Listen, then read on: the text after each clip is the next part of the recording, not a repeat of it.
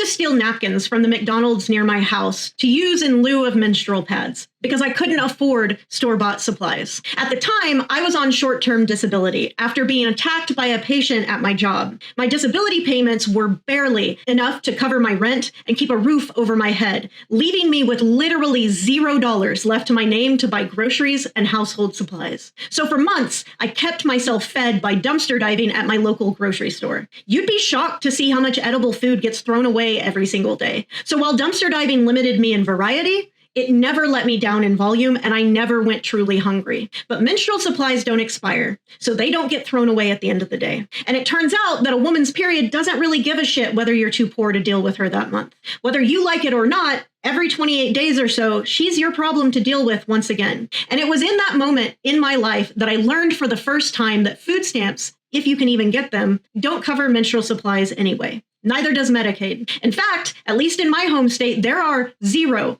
social safety net programs that cover or even assist with that particular problem. And when I think back to that time in my life, all I remember is the shame. Not for the dumpster diving, although I'm sure that many people would probably find that shameful and might even think less of me now that they know. But I was never embarrassed by my need to dumpster dive. In fact, I was proud of my resourcefulness and my ability to scavenge enough food for not only myself, but also for members of my community who were living in poverty just like me. But the shame that I felt every single month, trying to steal enough napkins without being noticed to make sure that I didn't bleed through my clothes that day, ate away at me like a cancer. Even now, more than a decade later, I can still feel the weight of that shame inside my chest. It's a scar tissue that has wrapped itself around my heart and my lungs, and it makes it hard to breathe sometimes when I think back to that time in my life. But even then, I knew how lucky I was. At least I didn't have to worry about going to school or work with napkins precariously balanced in my underwear. If my improvised Mickey D's napkin failed,